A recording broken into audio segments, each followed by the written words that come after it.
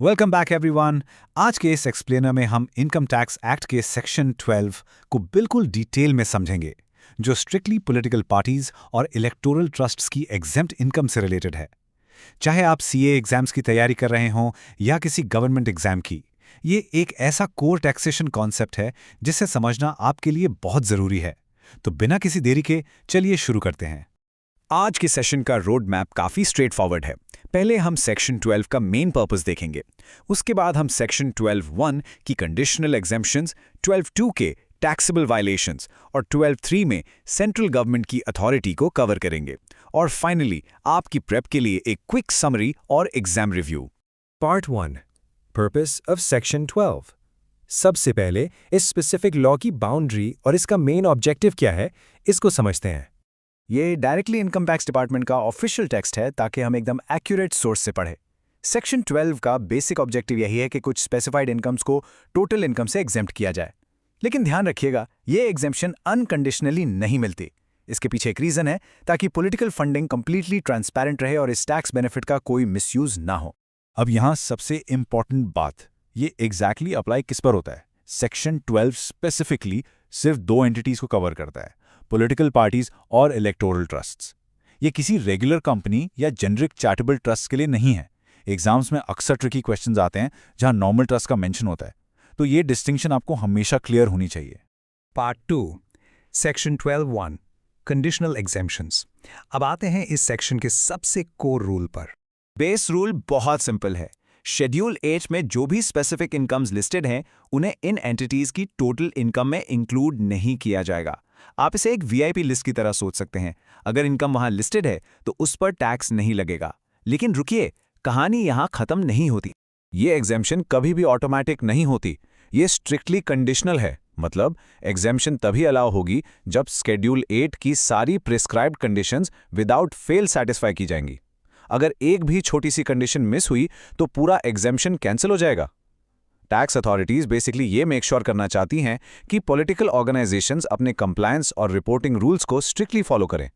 Part 3, Section 12(2), Taxable Violations।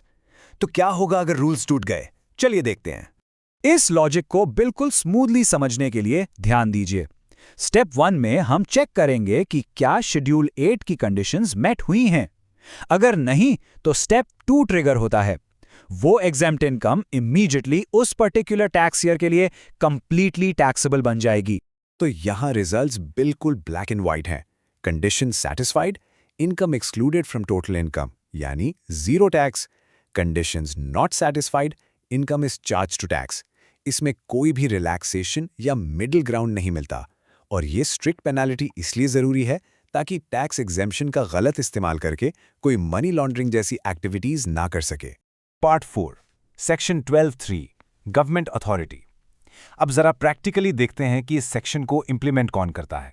Subsection 3 specifically central government को power देता है ताकि वो इस लॉ के इम्प्लीमेंटेशन के लिए ज़रूरी रूल्स बना सके और स्पेसिफिक नोटिफिकेशंस इशू कर सके। इसका मतलब है ऑन ग्राउंड इन कंडीशंस की रिपोर्टिंग कैसे होगी, फॉर्म कैसे भरे जाएंगे, ये सब डायरेक्टली सेंट्रल गवर्नमेंट डिसाइड करती है। Part 5, summary and exam review. चलिए अब अपने कॉन्सेप्ट्स को एग्जाम पर्सपेक्टिव से जल्दी से लॉक इन करते हैं।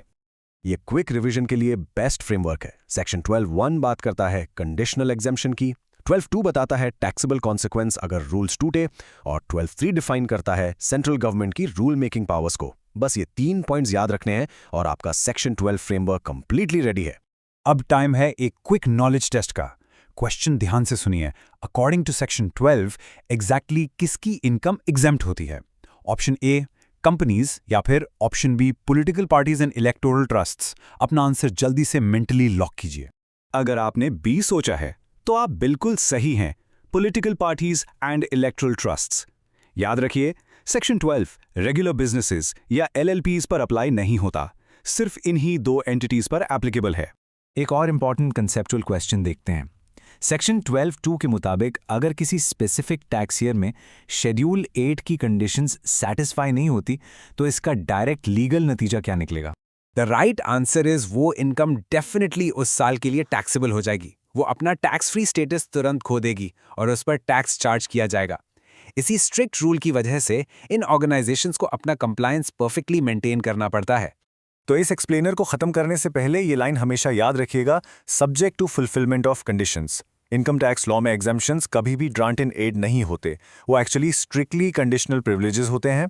तो अब आप सोचिए, क्या आपको पता है इनकम टैक्स एक्ट में ऐसे और कौन से सेक्शंस हैं जो बिल्कुल इसी तरह की स्ट्रिक्ट कंडीशंस पर बेस्ड हैं? अपनी रिसर्च जरूर कीजिएगा।